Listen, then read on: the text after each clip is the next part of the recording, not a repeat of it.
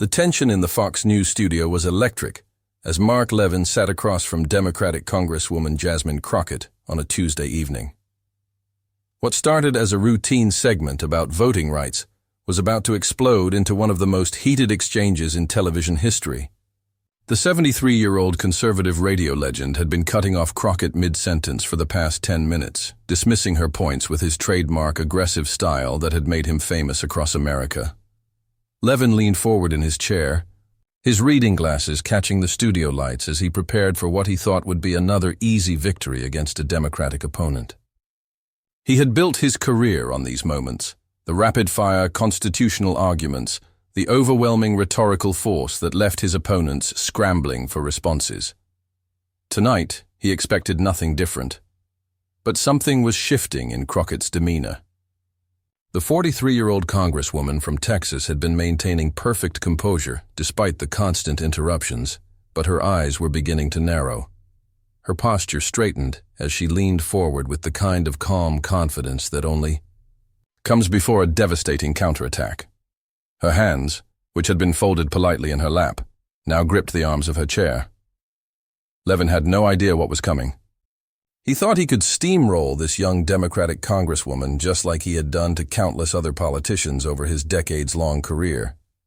He was about to learn just how catastrophically wrong he was. The studio crew sensed something building. Camera operators adjusted their angles. The producer in the control room leaned forward, watching the monitors intently. Even Sean Hannity, veteran of thousands of heated political debates, seemed to recognize that the dynamic was about to shift in a way none of them had seen before. What happened next would leave Levin completely speechless for the first time in his television career, send social media into absolute overdrive with clips viewed millions of times, and prove that sometimes the person you underestimate the most is the one who delivers the knockout punch you never see coming. This wasn't just going to be a political debate. It was about to become a masterclass in how real power works when someone refuses to be silenced. Before we dive into this incredible showdown that had the entire political world talking, make sure to hit that like button and subscribe so you never miss moments like these when political debates turn into absolute must-see television. Trust me, you're going to want to see every second of what happens next. Mark Levin entered the Fox News building that evening with all the swagger of a man who had spent decades dominating political discourse and never losing a debate. At 73, he was a towering figure in conservative media, the best-selling author of books like Liberty and Tyranny and The Great One, host of one of America's most popular conservative radio shows with millions of weekly listeners, and a former Reagan administration official who had earned his stripes in the highest levels of Republican politics. His reputation was built on an uncompromising style that combined encyclopedic constitutional knowledge with a fiery temperament that could demolish opponents in minutes. Levin was known for three things: never backing down from a fight, never apologizing for his positions, and never, ever letting his opponents get a word in edgewise when he was on a roll. His fans called him the Great One, precisely because he seemed unstoppable in political combat. Levin's media empire stretched across radio, television, and publishing. His radio show reached millions of Americans every weekday. His books consistently hit the New York Times bestseller list, and his television appearances were legendary for the way he could completely control the narrative. He had faced down liberal professors, Democratic politicians, and mainstream media figures for decades, and he had never met an opponent who could match his combination of knowledge, aggression, and media savvy. Tonight, he walked into the studio, expecting another routine victory. His preparation had been minimal, just a quick review of talking points about voting rights legislation and a mental catalog of his favorite constitutional arguments. Why would he need more? In his mind, Democratic politicians were all the same, unprepared, ideologically driven, and easily overwhelmed by superior knowledge and rhetorical force. On the other side of the studio sat Jasmine Crockett, and she represented everything that made Levin's old-school approach potentially obsolete. At 43, she was young enough to be his daughter, but her resume was anything but lightweight. She had graduated magna cum laude from the University of Houston Law Center, spent 8 years as a civil rights attorney, arguing cases in federal court, served in the Texas House of Representatives, where she had authored legislation that became law, and now sat on the powerful House Judiciary Committee, where she helped write the very laws that Levin spent his time analyzing. But Crockett's real strength wasn't just her credentials, it was her approach. Unlike many politicians who relied on talking points and sound bites, she had the litigation experience that taught her to listen carefully, gather evidence systematically, and wait for exactly the right moment to present a devastating case. She had spent years in courtrooms facing hostile judges and opposing counsel who tried to intimidate her, and she had learned not just to survive those encounters, but to win them. Her path to Congress had been anything but easy. Growing up in a working-class family in Texas, she had worked her way through law school, built a successful practice representing clients who couldn't afford high-powered attorneys, and then entered politics specifically to fight for people whose voices weren't being heard in the halls of power. She hadn't come to Washington to play political games. She had come to get things done. The stakes for this encounter went far beyond just two personalities clashing on television. This was really about the future of political discourse in America, and who would control the narrative going forward. Could the old guard of aggressive, interrupt-heavy debate tactics that had dominated cable news for decades still overwhelm any opposition? Or was a new generation of politicians ready to fight, back with their own weapons and their own rules? For Levin, this debate represented a test of whether his tried-and-true methods still worked in an era where politicians were becoming more media-savvy and legally trained. His entire brand was built on being the smartest person in the room who could out-argue anyone on constitutional law. If he couldn't dominate a relatively junior congresswoman, what did that say about his relevance in modern political media? For Crockett, the stakes were equally high but different. She was still building her national profile, and a poor performance against one of conservatism's most feared debaters could damage her credibility for years. But a strong showing could establish her as a new kind of Democratic leader, someone who could go toe-to-toe with the conservative media machine and emerge victorious. The broader implications were even more significant. Millions of Americans were tired of political debates that consisted mainly of people talking over each other and scoring cheap rhetorical points. They wanted substantive discussions about real issues that affected their lives. This encounter would test whether respectful, fact-based political discourse was completely dead, or whether someone could finally stand up to the bulldozer tactics that had poisoned political conversation for so long. The topic that brought them together seemed straightforward enough: recent voting rights legislation and its impact on American democracy. But both participants knew this was really about much more. It was about power, respect, and who got to define the terms of political debate in America. The stage was set for a confrontation that would reveal not just their different positions on policy, but their completely different approaches to political combat itself. From the very first moment Sean Hannity opened the segment, it became clear that this would be anything but a normal political discussion. The topic was federal voting rights legislation, and Hannity's opening question seemed designed to give both guests an equal opportunity to present their positions. He asked Crockett to explain her support for federal voting rights protections, a straightforward policy question that should have led to a substantive discussion. Crockett began her response in a measured professional tone. "Thank you, Sean. The reason I support federal voting rights legislation is that we're seeing a systematic effort across multiple states to make it harder for eligible Americans to exercise their constitutional right to vote. In Texas alone, we've seen over 750 polling locations closed since 2012, with the vast majority of those closures happening in communities of color. We've seen voter ID laws that accept concealed carry permits, but reject student IDs from state universities. These aren't isolated incidents. They're part of a coordinated strategy to suppress turnout among certain populations." She had barely gotten 3 sentences out when Levin pounced. His interruption was swift and aggressive, cutting through her words like a knife. That's complete nonsense, Congresswoman, and you know it. You Democrats keep pushing this manufactured lie about voter suppression, when what you really want is to federalize elections so you can control them from Washington and eliminate basic security measures that every other democracy in the world uses. The interruption was so sudden and forceful that Crockett paused mid-sentence, clearly caught off guard by the immediate attack. But she quickly regained her composure and attempted to continue. Mr. Levin, if you would just let me finish my point about the documented evidence of polling place closures. I've heard your point, Levin cut her off again, his voice rising, with the kind of righteous indignation that had made him famous.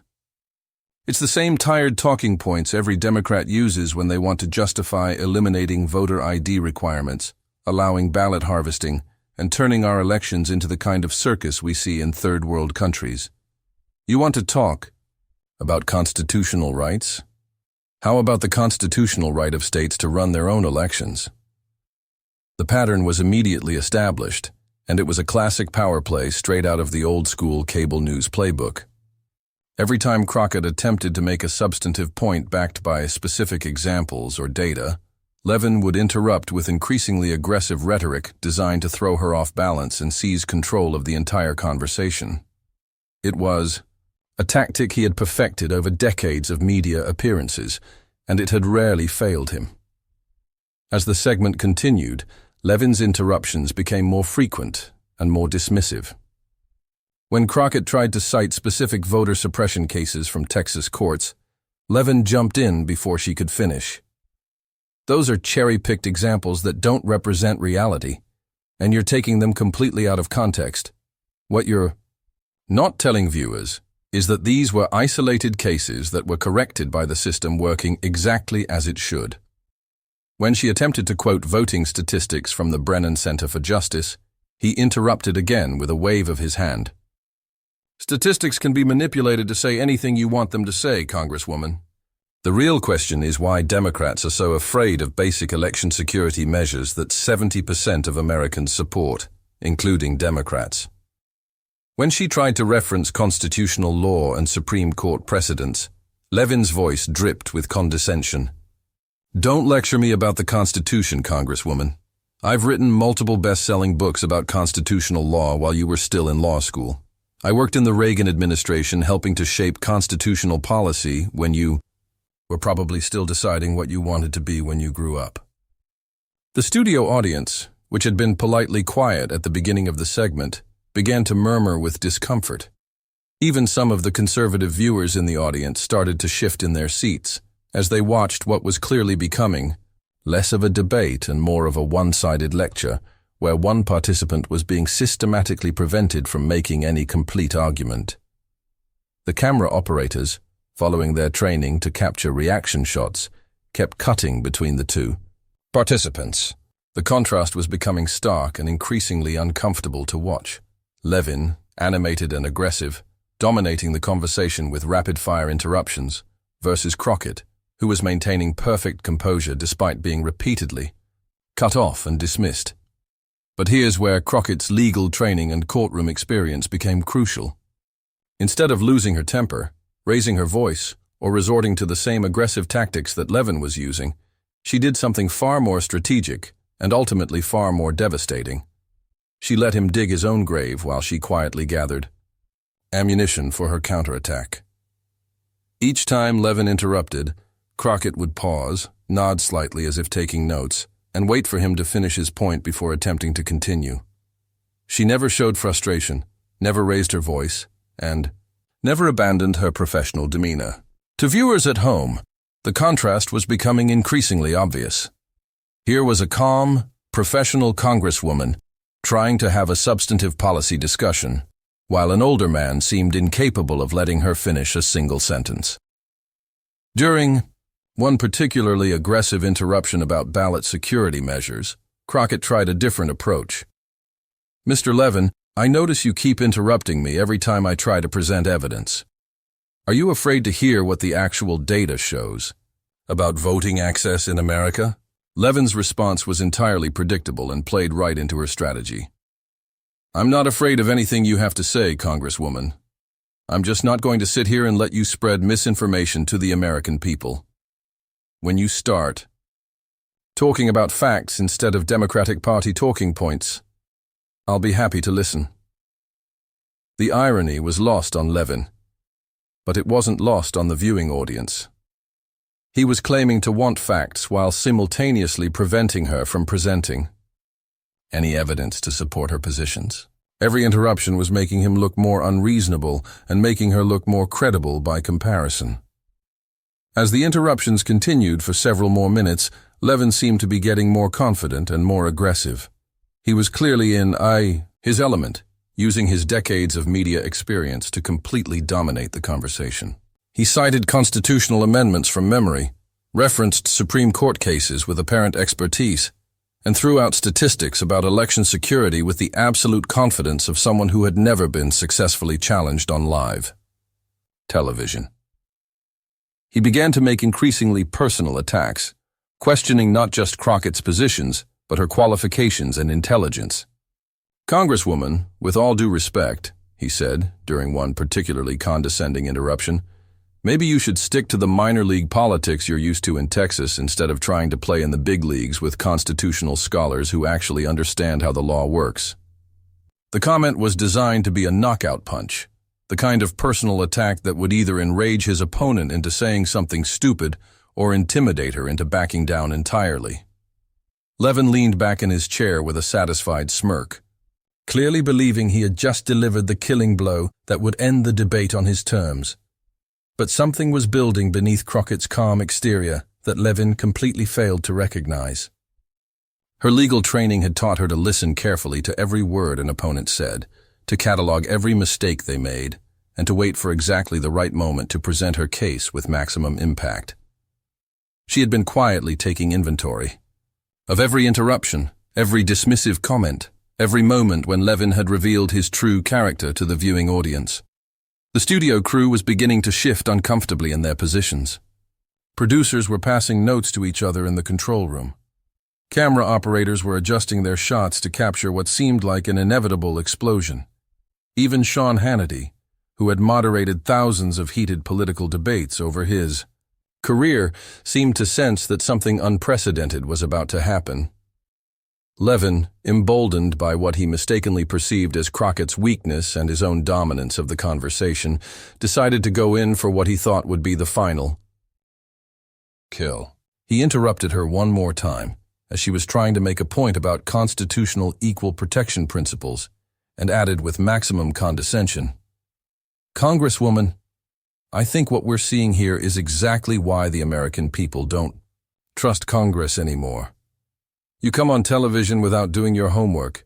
You repeat party talking points instead of engaging with the actual constitutional issues.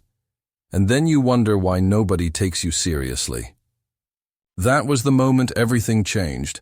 That single comment was the tactical error that would transform this entire encounter from a routine cable news debate into a viral moment that would be replayed millions of times across social media platforms. Crockett paused. For a full 5 seconds that felt like an eternity in television time, she said absolutely nothing. The studio fell completely silent except for the quiet hum of the cameras and equipment. Levin, thinking he had just delivered the decisive blow that would end the debate entirely, leaned back in his chair with the satisfied expression of someone who had just won a chess match in 4 moves. Sean Hannity looked between them, his experienced broadcaster instincts telling him that the dynamic was about to shift in a way that none of them had anticipated. The camera operators held their shots, sensing that whatever came next would be the moment that defined the entire segment. When Crockett finally spoke, her voice was steady, measured, and filled with the kind of quiet authority that comes from years of courtroom experience facing down hostile judges and opposing counsel who had tried to intimidate her. "Mr. Levin, I've been very patient with you tonight. I've let you interrupt me 17 times in the last 10 minutes. I've listened to you lecture me about constitutional law, voting rights, and political experience. But now it's my turn to talk, and you're going to listen." What happened next would be replayed millions of times across every social media platform and would fundamentally change how both participants were viewed by the American public. Crockett didn't just respond to Levin's constant interruptions. She systematically dismantled his entire approach while delivering one of the most powerful and devastating political takedowns in television history. "Mr. Levin," she began, her voice remaining calm, but taking on a steel edge that cut through the studio air like a blade. "You've spent the last 15 minutes interrupting me because you're absolutely terrified of what I might say if I'm actually allowed to finish a complete thought. You call yourself a constitutional scholar, but apparently you've forgotten that the First Amendment protects my right to speak just as much as it protects yours." Levin, true to form, tried to interrupt again, opening his mouth to deliver what he thought would be another crushing blow. But Crockett held up her hand with the authority of someone who had controlled hostile courtrooms for years and continued without missing a single beat or allowing him to derail her momentum. "You mentioned that I should stick to minor league politics in Texas instead of trying to play in the big leagues. Let me tell you about Texas politics, Mr. Levin, since you clearly haven't done your homework before coming on this show tonight. I represent a district where people wait in line for 8 hours to vote because Republican politicians have systematically closed polling locations in minority communities. You want to talk about constitutional law? Let's talk about the 15th Amendment and how voter suppression violates the Equal Protection Clause." The transformation was immediate and stunning. Gone was the patient congresswoman who had been politely trying to make policy points. In her place was a legal advocate who had found her rhythm and was building a case with the methodical precision of a prosecutor presenting evidence to a jury. Then Crockett did something that caught everyone in the studio completely off guard. She reached down beside her chair and pulled out a thick folder full of documents that she had clearly prepared in advance. The camera caught the moment perfectly, Levin's eyes widening as he realized that this wasn't going to be the kind of superficial cable news debate he was used to dominating. "Since you keep interrupting me every time I try to cite statistics, let me just read them directly from the primary sources, so there can be no confusion about the facts." She opened the folder with the deliberate precision of someone who had done this thousands of times in legal proceedings. In Texas, between 2012 and 2020, over 750 polling locations were closed, with 70% of those closures happening in counties with rapidly growing minority populations. That's not a cherry-picked statistic, Mr. Levin. That's data directly from the Texas Secretary of State's office, which is controlled by Republicans. She flipped to another page, never losing eye contact with Levin, who was now sitting completely still, his earlier smirk fading rapidly. "You mentioned voter ID laws and basic security measures. In Texas, a concealed carry permit is acceptable. Voter ID, but a student ID from the University of Texas, a state institution, is not. A fishing license works, but a student ID doesn't. You want to explain to me and to the viewers how that makes constitutional sense?" Levin tried to interject with a point about preventing voter fraud, but Crockett was just getting warmed up, and she wasn't about to let him regain control of the narrative. "Let's talk about voter fraud since you brought it up. The Texas Attorney General's office, again controlled by Republicans, has prosecuted an average of 16 cases of voter fraud per year over the last decade. That's 16 cases out of approximately 16 million registered voters. We're talking about a fraud rate of 0.0001%. Meanwhile, these voter ID laws and polling place closures affect hundreds of thousands of eligible voters. You're solving a problem that doesn't exist while creating barriers for legitimate voters." The systematic presentation of facts was devastating, but Crockett was far from finished. She had clearly spent considerable time preparing for this exact scenario, and she was about to reveal just how thoroughly she had researched her opponent. The real knockout punch came when Crockett addressed Levin's personal attacks about her qualifications and experience. Her voice remained steady, but there was now an unmistakable undertone of steel that filled the studio. "You suggested that I should stick to minor league politics because I'm not qualified to discuss constitutional law with someone of your stature. Let me share my actual qualifications with the viewing audience, since you apparently didn't bother to do any research before deciding to lecture me tonight." She turned slightly toward the camera, addressing the viewers directly, while Levin sat, frozen in his chair, clearly realizing that this was not going according to his usual script. I graduated magna cum laude from the University of Houston Law Center, where I was a member of the Law Review. I spent 8 years as a civil rights attorney, arguing cases in federal court including constitutional challenges to voting restrictions. I authored and passed legislation in the Texas House that was signed into law by a Republican governor. And now I serve on the House Judiciary Committee, where I actually help write the laws that you spend your time commenting on from your radio studio. She paused for effect, letting those credentials sink in with the audience before continuing with what would become the most quoted part of the entire exchange. But here's what really bothers me about this entire conversation, Mr. Levin. You've built your career on claiming to defend the Constitution and American values, yet you've spent this entire interview trying to prevent me from exercising my constitutional right to free speech. You've interrupted me, talked over me, and dismissed me not because of the substance of my arguments.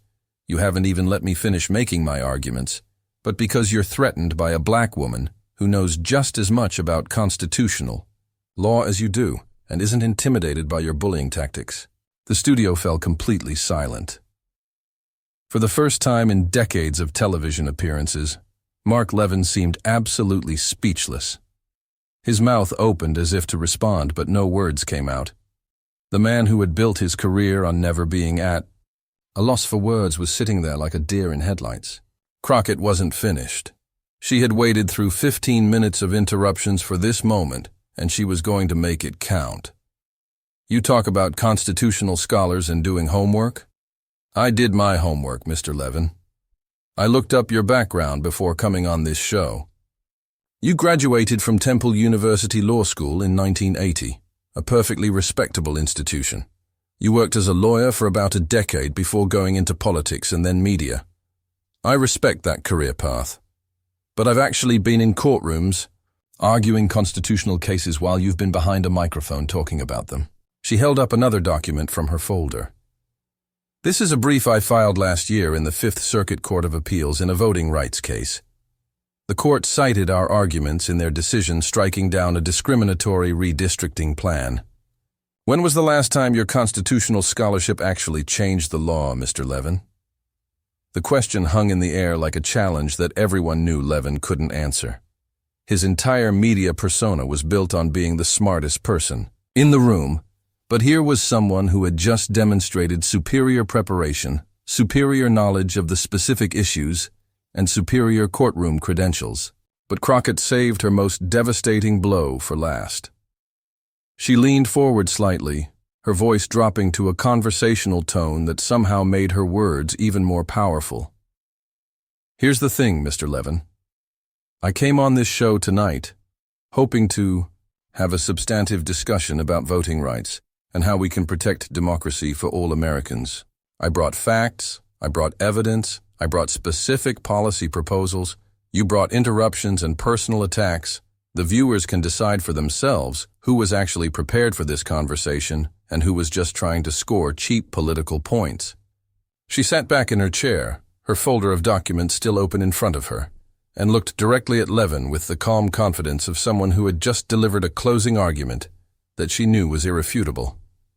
Now, if you're actually interested in discussing the constitutional issues involved in voting rights, I'm happy to continue this conversation.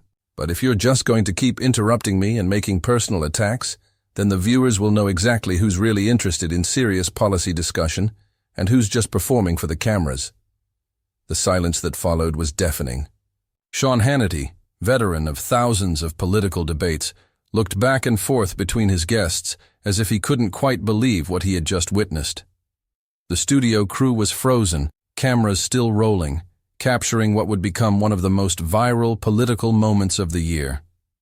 Mark Levin, the man who had never been speechless, who had built his entire career on always having the last word, sat there without saying anything for what felt like an eternity in television time.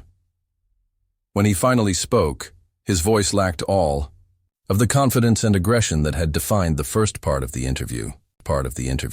The Congresswoman makes some points worth considering, he managed, clearly struggling to regain his footing. It was a stunning capitulation from someone who had never backed down from a fight in his entire media career. The moment the Fox News cameras stopped rolling, the political world exploded. Within minutes of the segment ending, social media platforms were flooded with clips, reactions, and commentary about what viewers had just witnessed. The transformation had been so complete and so unexpected that people were sharing the video with captions like, "Did this really just happen on live TV?" The hashtag #Crockett destroys Levin began trending on Twitter within 30 minutes of the show's conclusion. The original clip, posted by Fox News, had been viewed over 50,000 times before the network's social media team had even finished editing it for maximum impact. By morning, that number would reach into the millions as the clip spread across every major social media platform. Conservative viewers, many of whom were longtime fans of Mark Levin, found themselves in the uncomfortable position of watching their intellectual hero systematically dismantled by someone they had been told to dismiss. The comments on the Fox News YouTube video were a fascinating mix of reactions that revealed just how thoroughly Crockett had shifted the narrative. "I'm a conservative and I've listened to Levin for years," wrote one top-rated comment. "But she absolutely destroyed him tonight. He looked completely unprepared, and she came with receipts. This is embarrassing." Another highly liked comment read, "I disagree with her politics, but you have to respect someone who does their homework like that. Levin got schooled and he deserved it for being so rude." Progressive social media accounts had a field day with the footage. The Lincoln Project, a prominent anti-Trump Republican group, tweeted the clip with the caption, "This is how you handle bullies. Congresswoman Crockett just gave a masterclass in preparation, professionalism, and standing up to intimidation." Tactics. Democratic politicians, many of whom had themselves been steamrolled by aggressive conservative media personalities over the years, were quick to praise Crockett's performance. Alexandria Ocasio-Cortez tweeted, "This is what it looks like when you come prepared with facts, instead of just talking points. Brilliantly done, a Jasmine Crockett." The detailed policy discussion that emerged from Crockett's prepared materials became its own story. News organizations that had initially focused on the dramatic confrontation began digging deeper into her specific claims about voting access in Texas. The Houston Chronicle ran a fact-check piece that confirmed every single statistic she had cited, noting that her figures about polling place closures were actually conservative compared to some academic studies on the subject. Political commentators across the spectrum struggled to analyze what they had witnessed. CNN's Anderson Cooper opened his show the next night with the clip, noting, "Whatever your political views, you have to admire the preparation and composure that Congresswoman Crockett showed here. This is what actual policy debate should look like." Fox News found itself in the awkward position of having broadcast a segment that made one of conservatism's most prominent voices look foolish. The network's daytime hosts spent considerable time trying to rehabilitate Levin's reputation, but the damage was clearly done.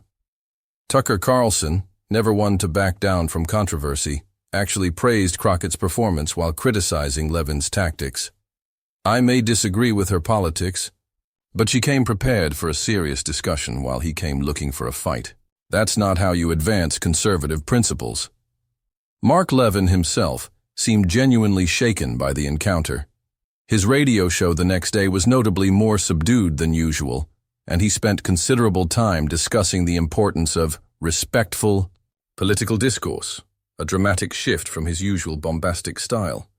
When callers brought up the Fox News appearance, he deflected by saying that Crockett had raised some points worth considering, and that he respected her preparation. The impact on Levin's media brand was immediate and measurable. His book, sales, which had been steady, dropped noticeably in the weeks following the interview. Radio stations began receiving complaints from listeners who said they were embarrassed by his performance. More significantly, several high-profile conservative guests who had previously appeared regularly on his show began declining interview requests, apparently not wanting to be associated with what many saw as a humiliating defeat.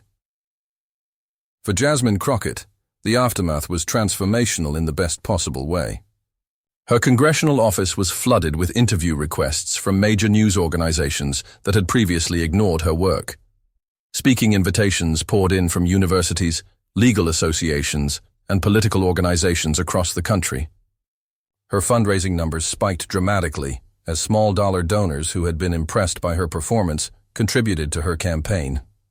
More importantly, Crockett's approach seemed to inspire other Democratic politicians to adopt more aggressive and better-prepared strategies when facing hostile conservative media. Within weeks of the Fox News appearance, several other Democratic members of Congress had similar breakthrough moments on conservative shows, armed with detailed fact sheets and ready to push back against interruption tactics. The broader implications for political discourse were significant and lasting. The clip became a case study in political science classes about the importance of preparation and the effectiveness of letting your opponent reveal their character before responding. Communications consultants began using it as an example of how to handle hostile interviews, and law schools added it to courses about courtroom advocacy techniques. The voting rights issues that Crockett had raised during the debate gained new attention as well. Her detailed presentation of the facts about polling place closures and voter ID laws sparked investigative reports in multiple states, leading to lawsuits and legislative challenges that might never have happened without the national attention her Fox News appearance generated. Perhaps most significantly, the encounter changed the calculus for how conservative media personalities approached interviews with Democratic politicians, especially women of color. The old playbook of interrupting and intimidating opponents was suddenly recognized as potentially dangerous, since a well-prepared opponent could use those tactics against the interviewer.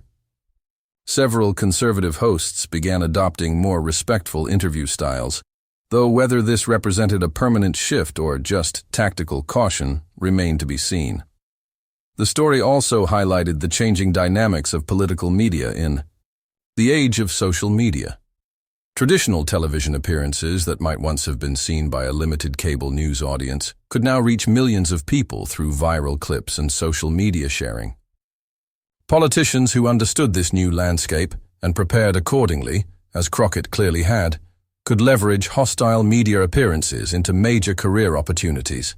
Looking back, political analysts would mark this Fox News appearance as a turning point in several important ways. It demonstrated that the era of conservative media dominance through aggressive tactics might be ending as a new generation of politicians learned to fight back effectively. It showed the power of thorough preparation and factual arguments over rhetorical bombast. And it proved that social media could amplify and extend the impact of traditional media appearances in ways that completely changed the stakes for everyone involved. The ultimate lesson was simple but profound.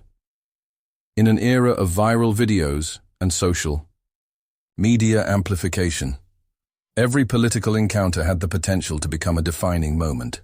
Those who understood this reality and prepared accordingly could turn even hostile media appearances into career-making opportunities.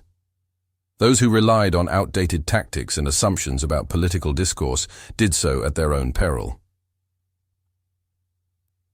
The political world had been watching that night when Levin thought he was going to steamroll another Democratic politician with his usual aggressive tactics. Instead, they witnessed the emergence of a new kind of political leader, one who combined thorough preparation, unshakable composure, and the tactical intelligence to let opponents defeat themselves before delivering a knockout blow that no one would forget.